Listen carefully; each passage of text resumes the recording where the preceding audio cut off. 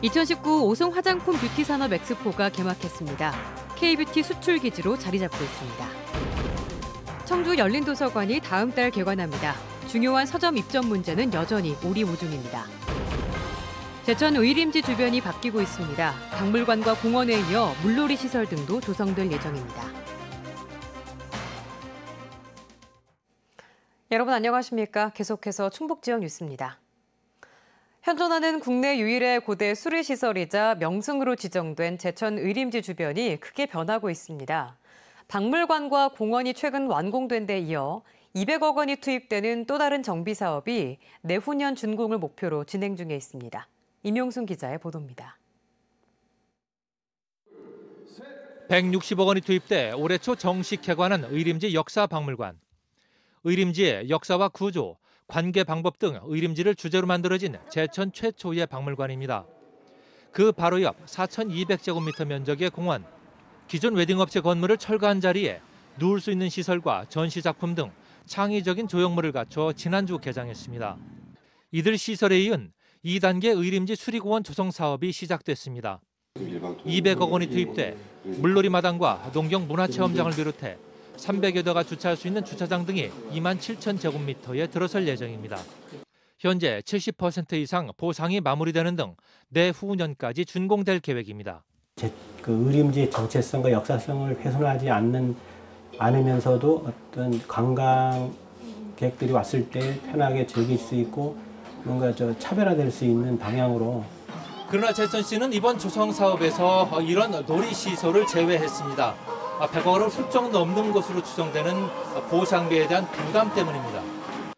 여기에는 역사 문화 공간인 의림지에 어울리지 않는다는 의견과 시민 놀이 공간으로 필요하다는 의견이 상충되는 것도 바탕에 깔려 있습니다. 하지만 제천시장은 의림지 놀이시설 처리 방향에 대해 단호한 입장을 밝혔습니다. 조만간에 저희들이 토지 수용을 해서 걷다가 이제 우리가 공원으로서 좀 확대할 계획을 가지고 있습니다. 반드시 그렇게 해야 될 것 같습니다. 다만 조만간이라는 그 시기적으로 언제? 제 임기 중에 착수할 겁니다. 현존하는 국내 유일의 고대 수리시설 의림지. 그 역사성에 걸맞는 환경 조성은 세계 문화유산으로 가는 첫 관문으로 여겨지고 있습니다.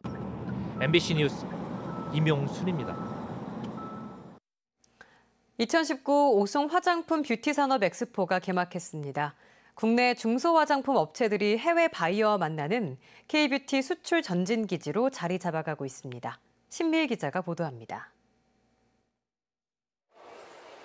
베트남에서 민간요법으로 쓰는 장군나무 잎에서 항염과 항알레르기 성분을 추출했습니다. 자체 개발한 기능성 다당체와 혼합해 화장품 신소재를 선보였는데 벌써 12개 바이어사가 상담을 신청했습니다. 첫 해외 무대 진출이 오송에서 성사될지 기대가 큽니다. 참관으로는 벌써 한 2년 전부터 오고 있었어요. 근데 이제 저희 소재가 완벽히 준비되는 시간을 기다린 거죠. 그래서 이번 엑스포 때 저희 그 주요 소재 2가지를 널리 홍보를 해서. 또 다른 업체는 마늘과 녹차에서 화장품 필수 성분을 뽑았습니다. 화장품이 변질되지 않도록 반드시 첨가하는 보존제를 어떻게 하면 천연 성분으로 대체할까 고민한 끝에 원료 개발에 성공했습니다. 실제로 화장품을 사용하시는 소비자들이 이제 진짜 천연이면서 자극 없이 그런 내추럴적인 이미지를 갖고서 사용하실 수 있도록 저희 도움을 드리고 싶어서.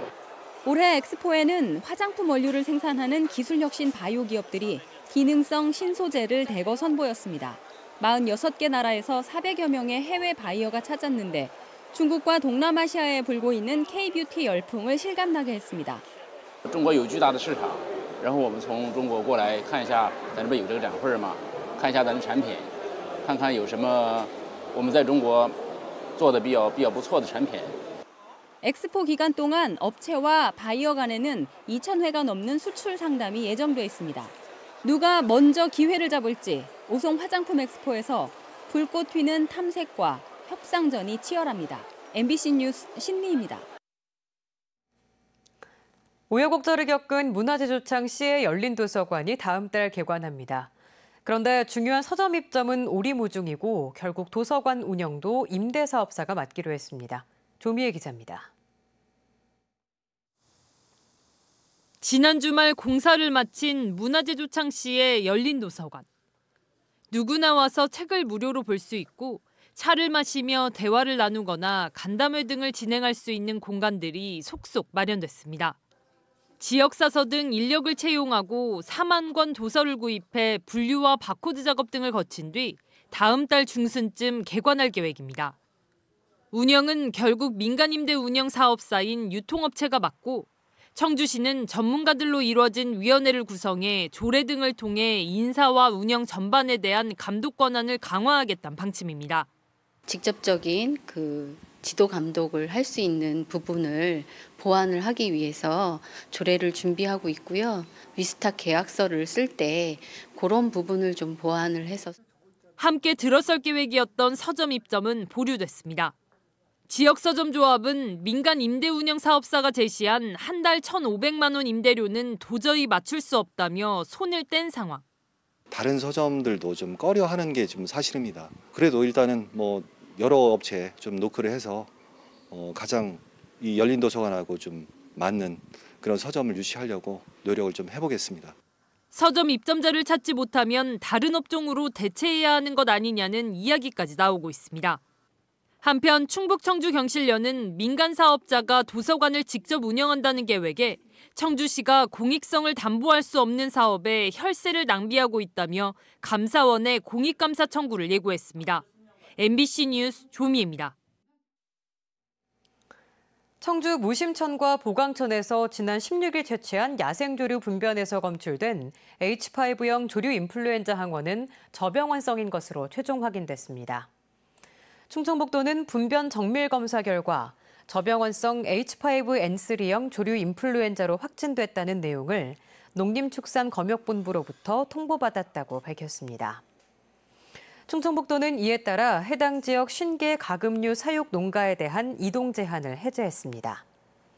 충청북도는 도내 주요 철새 도래지 5곳을 대상으로 한 소독 등 방역 조치는 계속 유지한다고 밝혔습니다. 청주 오송 제3생명과학 국가산업단지와 충주 바이오헬스 국가산업단지 조성 사업이 기획재정부의 예비타당성 조사 대상에 선정됐습니다. 오송 제3생명과학 국가산업단지에는 3조 3,900억 원, 충주 바이오헬스 국가산업단지에는 5,600억 원이 투입될 예정으로 충청북도는 오는 2021년 국가산업단지 계획 승인을 목표로 하고 있습니다. 충청북도는 오송의 바이오 클러스터 기능이 강화되고 충주는 오송과 원주를 잇는 중부권 바이오 기지로 발전할 것으로 기대하고 있습니다.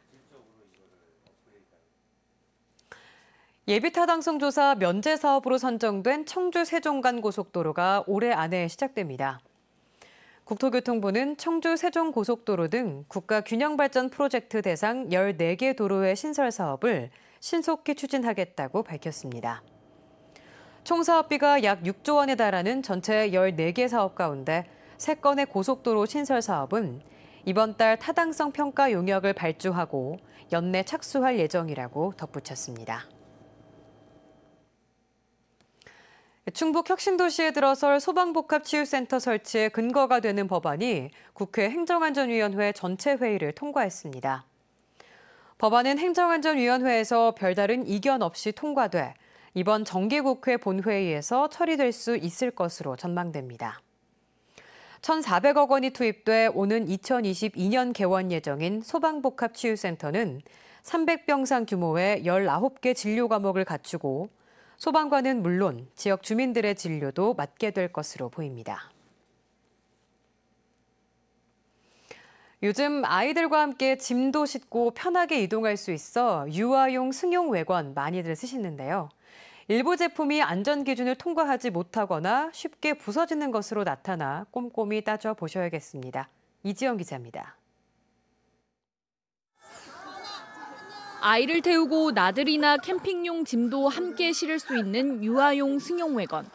크기가 넉넉해 아이가 여러 명인 가구는 특히 활용도가 높습니다. 아이들이 확실히 유모차 탔을 때보다 더 이렇게 좀 놀이를 하면서 이동을 할 수도 있어서 굉장히 좀 편해하고 좋아해요. 한국소비자원이 소비자들이 많이 구매한 7개 제품을 비교해봤습니다. 가장 중요한 안전성은 두 제품이 문제가 있었습니다. 한 업체의 제품은 15도 경사면에서 50kg 무게를 싣자 쓰러져 필수적인 안전 기준을 통과하지 못했고 또 다른 제품은 약 30kg의 힘을 주자 안전벨트가 버티지 못하고 끊어졌습니다. 다만 시험한 7개 제품 모두 중금속이나 폼알데하이드 등 유해물질 검사에서는 모두 안전 기준을 충족한 것으로 나타났습니다. 반복해 앉았을 때 찢어지거나 부러지지 않는 내구성과 방수 성능 등은 모든 제품이 우수했지만 주행 기능은 차이를 보였습니다. 울퉁불퉁한 표면을 72,000번 반복해 지나가도 괜찮아야 하는 기준을 4개 제품은 무리 없이 통과한 반면 나머지 3 제품은 이를 채우지 못하고 바퀴나 프레임이 부서졌습니다. 유모차 대용으로 사용되고 있는 점을 감안해서 유모차 안전 기준을 준용하여서 시험을 실시하였고요. 5km/h의 속도로 불규칙한 표면을 주행했을 때 72,000회 미만에서 3개 제품이 파손되어서 안전기준과 표시상, 품질 등이 기준에 못 미친 제품의 업체들은 해당 모델의 판매를 중단하거나 무상 수리 등 조처를 하겠다고 밝혔습니다. MBC 뉴스 이지연입니다. 오늘 낮 12시 40분쯤 충북 제천시 송악면의 한 시멘트 공장에서 대형 팬을 점검하던 30대 직원이 숨졌습니다. 숨진 직원은 시멘트 제조 과정에서 발생한 열기를 바깥으로 빼내는 대형 환기 시설을 점검하다가 질식사한 것으로 알려졌습니다. 경찰은 공장 관계자를 상대로 경위 등을 파악하는 한편 국과수에 부검을 의뢰할 예정입니다. 지난 5월 4명의 사상자를 낸 제천 왕암동 업체 폭발 사고의 경찰 수사가 마무리됐습니다. 제천경찰서는 국과수 물질 분석 결과와 생존자 진술, 폭발이 발생한 업체와 협력사인 대기업 관계자 등을 6개월 동안 조사한 끝에 책임 소재를 가려 검찰에 송치했습니다. 경찰은 어느 쪽에 책임을 두었는지와 몇 명을 입건했는지 등은 공개할 수 없다고 밝혔습니다. 폭발이 난 업체는 협력 관계인 대기업 LG화학의 실험 요청에 따라 장소와 장비, 인력 등을 지원했다는 입장을 LG화학은 참관인 자격으로 참여했다고 주장하면서 양측이 대립해왔습니다. 과학기술정보통신부가 충북 북부 지역 종합유선방송 사업자인 CCS 충북방송의 최다액 출자자 변경 신청과 관련해 심사를 거쳐 승인했습니다. 충북지역 뉴스였습니다. 고맙습니다.